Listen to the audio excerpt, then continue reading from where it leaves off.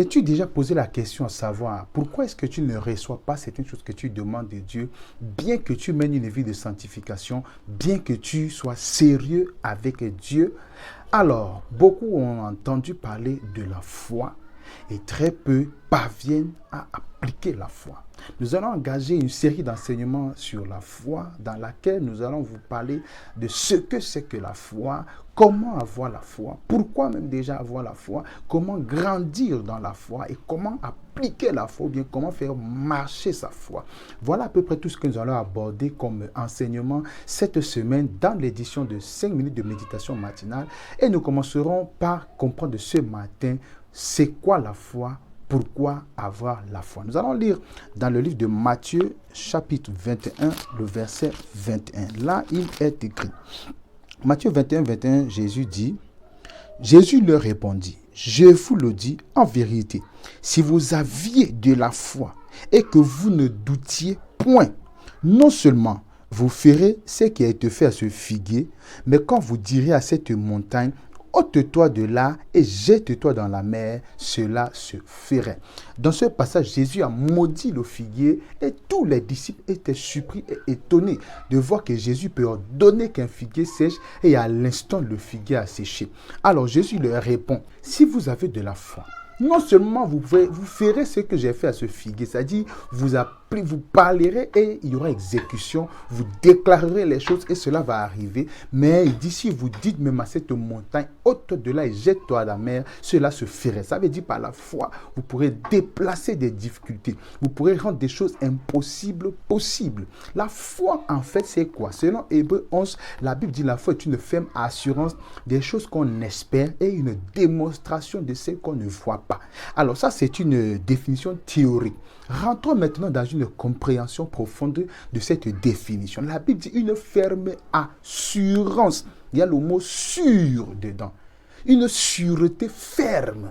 Avoir foi, ça veut dire être sûr, sans douter.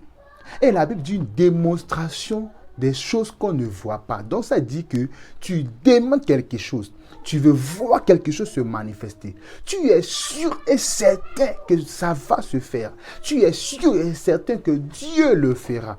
Alors cela se manifeste. C'est pourquoi on dit une démonstration des choses qu'on ne voit pas. Par exemple, quelqu'un qui est malade. Et son corps physique manifeste le malaise. Mais sa foi dit, je ne suis pas malade, je suis en santé. Il croit à la guérison. Sans douter, il est sûr de lui. Et alors, il commence à prier pour demander à Dieu la guérison. La Bible dit une démonstration de ce qu'on ne voit pas là. La guérison, en fait, qu'il a est invisible. Mais parce qu'il croit, il est sûr que Dieu le fera. Alors la guérison se manifeste et on parle de miracle. Donc la foi, en fait, c'est ça. C'est cette certitude interne que Dieu fera. C'est cette assurance profonde que Dieu agira.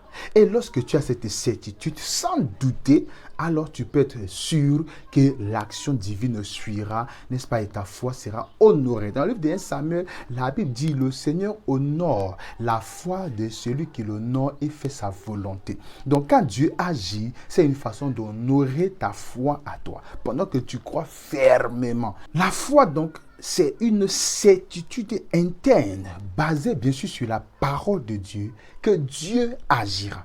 Une ferme conviction sans doute. Maintenant, quand on dit sans doute, il y en a qui vont dire est-ce que c'est possible de douter.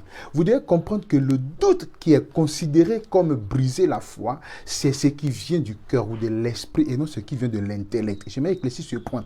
Parce que pendant que tu crois que Dieu le fera, Satan va te parler, il va te jeter des idées pour s'aimer le doute. Alors quand ces idées viennent dans ta tête, ça ne veut pas dire que tu as douté. Mais si tu les médites et que tu acceptes ces idées, alors c'est là où tu as cédé au doute et par conséquent, tu n'as plus la foi par rapport à ce que tu demandais. Donc tu peux avoir la foi, tu peux croire que Dieu ne me laissera pas tomber, il agira. Et par moments, le diable t'envoie des pensées. Il te montre l'histoire des gens qui ont eu la foi, bref, entre guillemets, et que ça n'a pas marché. Il t'envoie l'histoire des gens qui ont prié, rien n'a donné, rien n'a changé. Il te rappelle les histoires que tu as entendues pour te faire croire en fait que ça ne va pas marcher. Et à un moment donné, la chose te sature la tête. Ça ne veut pas dire que tu as douté, mais tu dois renvoyer cela. Tu dois repousser ces pensées occultes doute. Et puis, n'est-ce pas, te focaliser sur la parole de Dieu en étant sûr que Dieu est fidèle. Alléluia. Et lorsque tu peux croire sans douter, quel que soit le temps que ça peut prendre, tu finiras par voir